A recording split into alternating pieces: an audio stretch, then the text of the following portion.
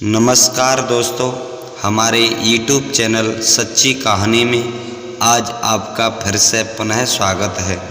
अगर आप हमारे चैनल पर नए मेहमान दर्शक बंधु बनकर के आए हैं तो सबसे पहले आपसे निवेदन है कि आप हमारे चैनल को सब्सक्राइब करें, क्योंकि आपका एक सब्सक्राइब हमारे लिए बहुत ही अहमियत रखता है।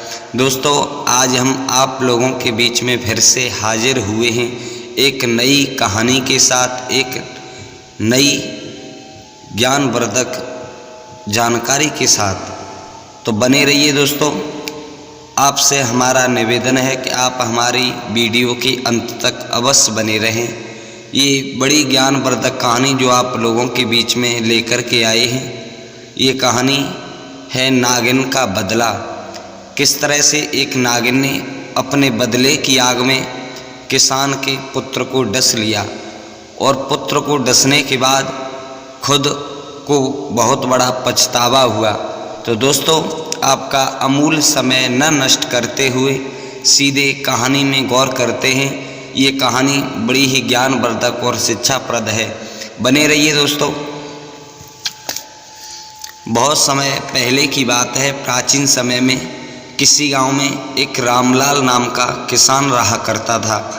उसका दिन रात खेती करना ही उसका काम था। सारे दिन मेहनत करता, मेहनत करने के बाद अपने पेट को पालता।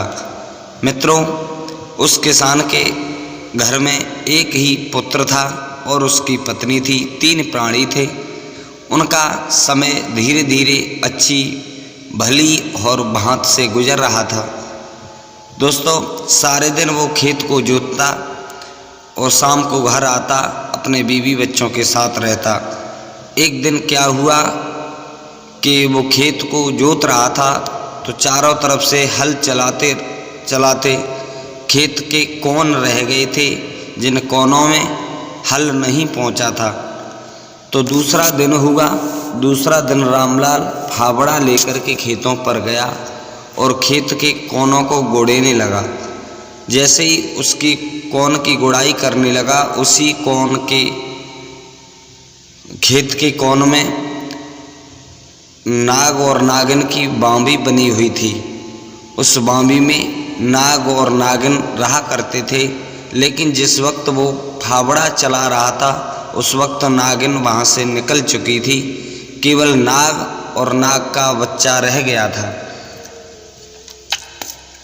धोखे से उस किसान के हाथों से उस नाग का वध हो गया। फावड़े से उस नाग की 2 टुकड़े हो गए, यानी नाग की हत्या हो गई उस किसान के हाथों से।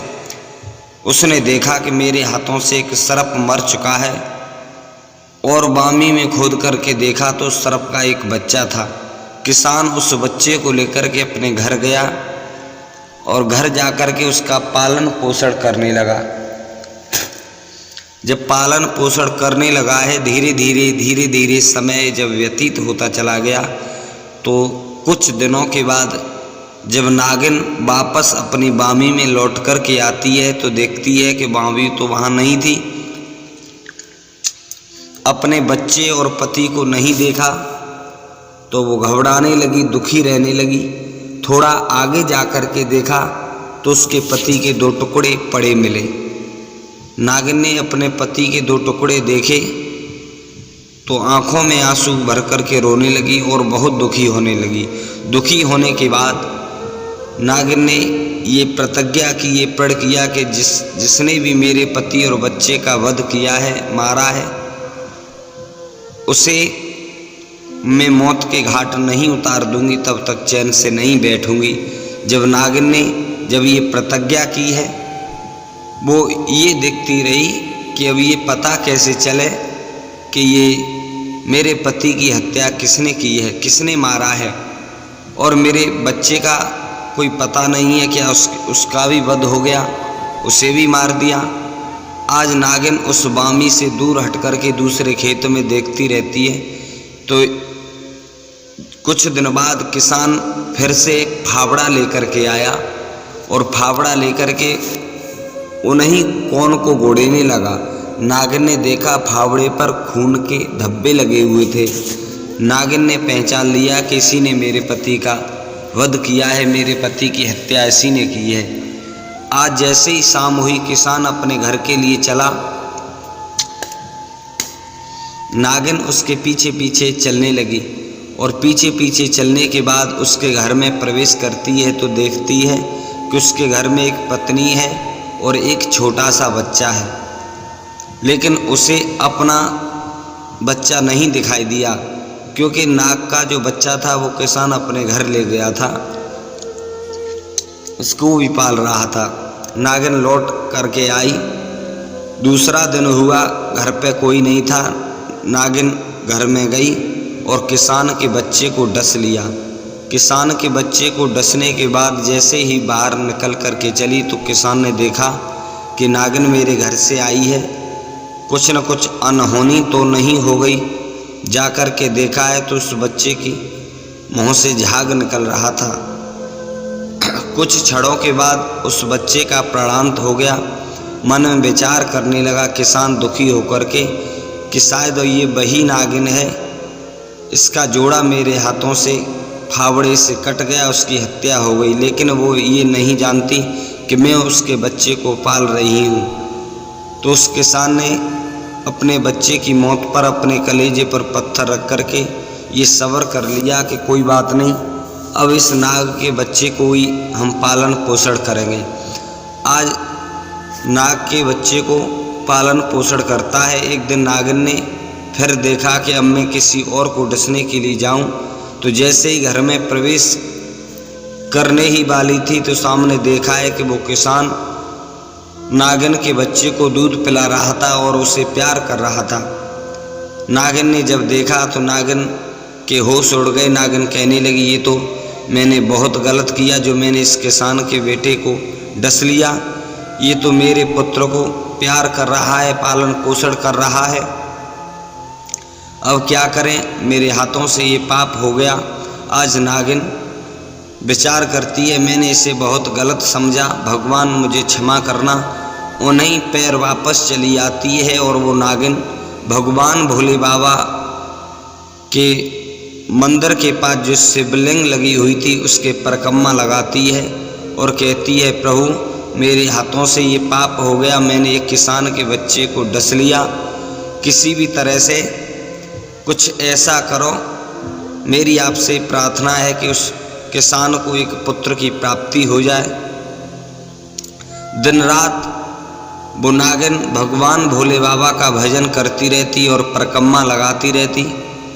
तो एक दिन ऐसा हुआ कि एक ब्राह्मण और ब्राह्मणी अपने बच्चे को लेकर के गुजर रहे थे। पीछे से डाकू बदमाश उसके पीछे लगे हुए थे। तो पंडित और पंडितानी ने उस बच्चे को उस किसान को सौंप दिया और ये कहा कि आप मेरे बच्चे का पालन पोषण करना और ये गुंडे हमें मार देंगे। कुछ ही आगे जा कर के उन गुंडों ने उस ब्राह्मण और ब्राह्मणी की हत्या कर दी। किसान ने दोनों का अंतिम संस्कार किया और दोनों का अंतिम संस्कार करने के बाद उस ब्राह्मण के बेटे को वो किसान अपने बेटे की तरह प्यार करने लगा और उसे पालने लगा। तब नागिन इच्छाधारी थी, वो एक स्त्री के रूप में आई और किसान से दोनों हाथ जोड़कर के कहने लगी, हे किसान, मेरे हाथों से भूल बन गई जो कि मैंने तुम्हारे बच्चे को डस लिया, इसीलिए मैंने भगवान भोले बाबा की तपस्या की, भजन किया, तो आपको दूसरे पुत्र की प्राप्ति हुई। आप इस बच्चे को लाड़ करना, दुलार करना और अपने बच्चे की तरह पालना, और जो मैं अपना बच्चा तुम्हारे पास छोड़ करके जा रही हूँ इसका भी ख्याल रखना। लेकिन आप ख्याल रखना, लेकिन इस पर विश्वास मत करना, क्योंकि ये विश्वासघात भी कर सकता है। जरा सी गलती पर ये आपको डस लेगा, आप इसका ख्याल रखना, ना कि विश्वास करना। इतना कहकर के नागिन वहाँ से चली जाती है और उस किसान को एक मणि दे करके जाती है और कहती है कि इस मणि से आप दिन दूनी बढ़ते रहोगे, धन संपत्ति आपके घर आती रहेगी। इस तरह से ये नागिन के बदले की जो कहानी किसान के लिए जो हमने आप लोगों के बीच में पहुंचाई है। दोस्तों, अगर कहानी आपको पसंद आई हो तो हमारी वीडियो को लाइक करें और हमारे चैनल को सब्सक्राइब करें और बने रहिए हमारे चैनल पर। आपको प्रतिरोज एक नई ज्ञानवर्धक रोचक कहानी, नई जानकारी आपको देते रहेंगे। धन्यवाद।